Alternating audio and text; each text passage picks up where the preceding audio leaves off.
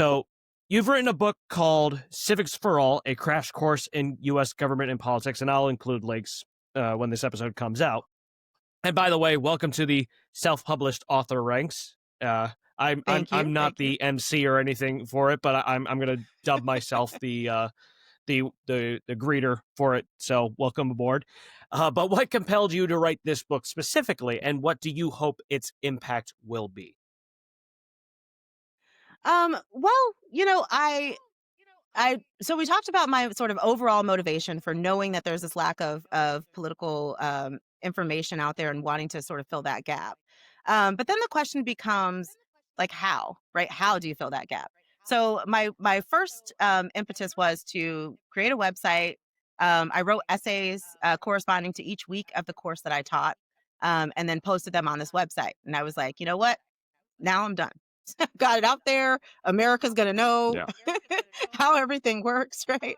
And of course, that is not what happened. I really don't know how many people actually ever saw that website at all. Um, and I just didn't account for the fact that it's not just about writing it, but it's also about figuring out how to get people's eyes on it. And so I started to realize that maybe a website wasn't the best way to go about things, right? If you've got a website that's just got a couple of pages that have these very, very long, pages worth of text on them, that's not a very good website.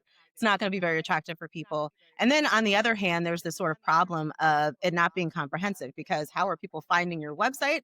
Well, more than likely, they're finding it through Googling a particular term that's going to pop up on just one of those pages. And there's no guarantee that they're even going to realize that you have all of these other pages that are a part of the website and that it's going in some sort of order. And so what I, really started thinking about is the fact that, maybe technology isn't the answer to this particular problem. Right.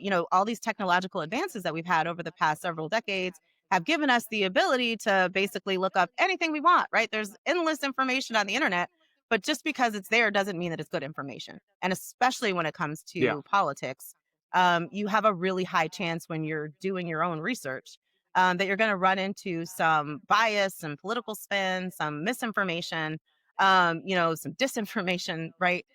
Or, at the very least, some inaccuracies, right? And so, what is the best way to sort of go about educating people who are well out of the classroom, people who are just adults who are living their daily lives?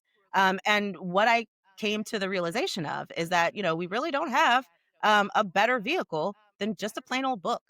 And so I thought, the strength of a book is that I get a chance to put all of the information that I want in there, organize it in a structured, ordered way, the same way that I would do in a classroom, right? It doesn't require anybody to sign up for a class. It's not going to take them weeks or months to complete. There's no assignments that they have to, do. There's no tests that they have to take. People can read this book at their own pace. They can learn at their own time, on their own time. And also, it's not, it's a novel sort of size book, right? It's not something that's going to be thousands of pages long, like a textbook that you would have in a typical class that an average person would have to try to navigate through. Um, I've also made an effort to include a few personal stories and a little bit of humor in the book to keep it interesting.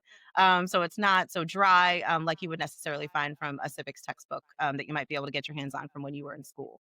So I've made every effort to try to make this a very sort of streamlined vehicle to get the majority of civic education information as much as I can from the class that I taught into the hands of regular people. Um, so yeah, I wanted to make it easily digestible and easily accessible. And I just came to the realization that a book is probably the best way to do that. Yeah, that's the big thing, right? Is not only figuring out how to package that information, but how to make it enticing to people, and then how do you actually get them to find it in the first place? And that's something obviously I've been, trying to work on too, how to best bring this information and make people realize, hey, this stuff does matter. You are involved and it does impact you. And now, unfortunately, a lot of people they really don't see the point, whether it's because they just feel like the system's just not going to work for them no matter what. And that's why I try to make a big emphasis on trying to how do we tackle this political apathy. And that's why I made an episode on that in particular. I actually had another guest that came on to talk more about that. But yeah, just like you said, that's one of the big things is trying to how do you make that more accessible for people, and that's why we're here today. And speaking of accessibility,